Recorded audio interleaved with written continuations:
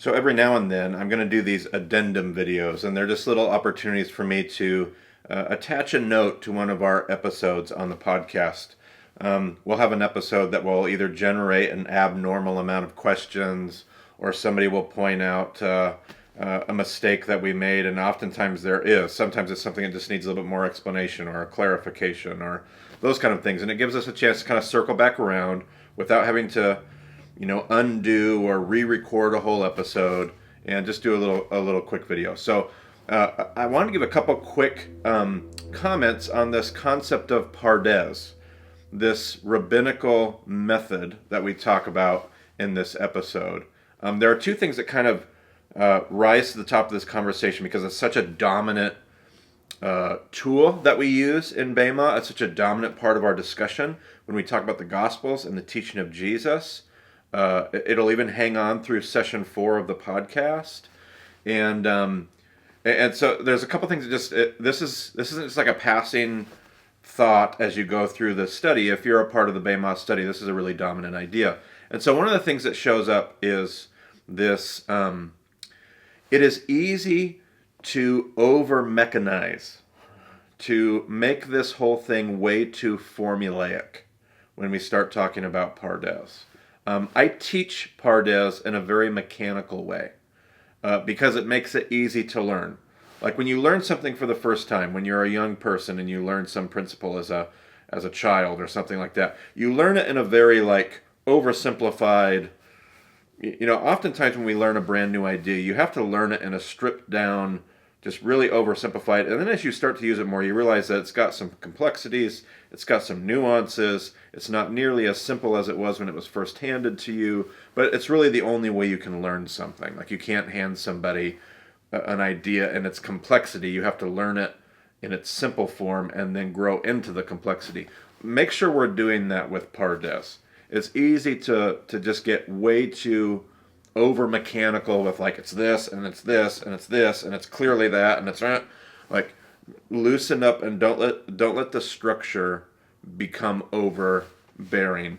Don't use Pardes in a way that's overbearing or very rigid or very conclusive. It's a hermeneutic. It's a teaching tool that opens things up. It fills the room with color.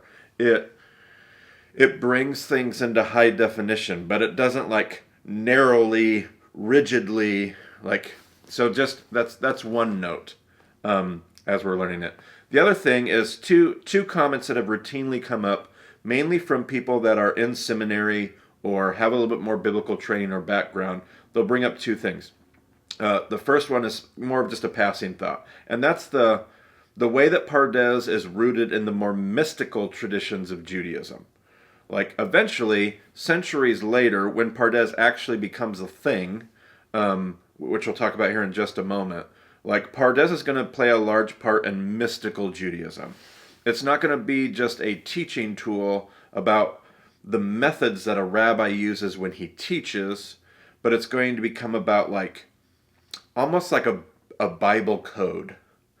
Almost beyond the intentions of the author, beyond the intentions of the rabbi.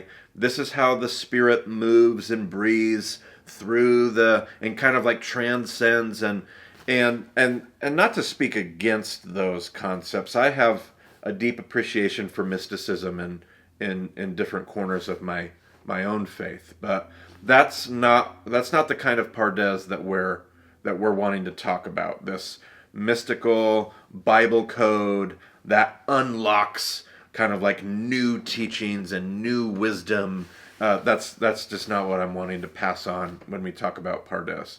So, which leads me to my last point, which is many seminarians will write in and say Pardes was not around until the Middle Ages. Roughly 1000 AD is where we see Pardes show up, as far as the Pardes, capital P, little a, capital R, capital D, little e, capital S. And that's absolutely, I should have, this was a mistake on my part. I should have been more clear about that when I taught this lesson. I believe at some point in our journey, I talk about how the disciples would not have known the terms. They wouldn't have talked about the remez. They wouldn't have use the term necessarily drash in the same way. Like, these are not words they would have like used. Later, centuries later, Pardes ends up being like, they end up coming up with the term Pardes. It explains how Jewish hermeneutic, how Jewish thought works as they engage the text. Pardes was a teaching construct created about 1000 AD, centuries after the Gospels. I like to use Pardes because it teaches the principles of Jewish interpretation so cleanly. Again, a little bit too mechanical, a little bit too simple, a little bit too structured, a little bit too formulaic. But because it's simple, because it's formulaic, because it's so structured, it helps me learn the principles so cleanly. So that's why I use Pardes in my teaching. Pardes itself, to repeat, was not around during the days of Jesus. Pardes was not the word they would have used. I can remember another teacher, the late Dwight Pryor, who I wasn't always a fan of everything I ever heard from Pryor, but obviously was appreciated as an expert in the field of Second Temple Judaism, the historical Jesus, and Jewish perspective. He didn't use Pardes. He said the term that would have been more familiar with that form of Judaism, that more historical ancient Judaism, was the term Kesher. Now, I haven't run into that a whole bunch. The word Kesher means knot. I think at different points in the podcast we talk about the concept of stringing pearls, how a Jewish teacher will, Lois Turberg will talk about it in her books. A Jewish teacher will take a passage, and they'll be teaching this. The teaching is like a thread, and this thread of a teaching is weaving itself through all of these pearls, these textual references, these biblical allusions. It's called stringing pearls. And so one of the things that Pryor says that they would have called those things is keshers. Like, every one of those pearls is tied with a kesher. It's a knot. And so as you're stringing pearls, those keshers, those knots, are where those pearls are located. So instead of remez, you may use a term like kesher. That may be more historically accurate. In Jesus' day, they simply weren't trying to, this was more of the assumption. This was how the hermeneutic, this was the water you were swimming in. Like, a fish probably doesn't have a term for water. It's just the world they live in. So they don't have a term, they don't have a teaching construct to instruct people in how the hermeneutic works. It's just the water they're swimming in. But 1,000 years later, they do create a construct to explain how the method works. And that explanation, that construct, is Pardes.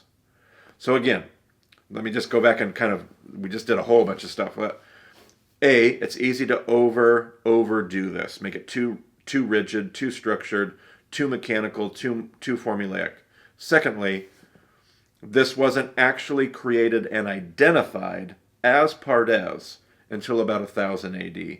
But Pardes does teach us the principles that are undoubtedly, I don't think there's any debate.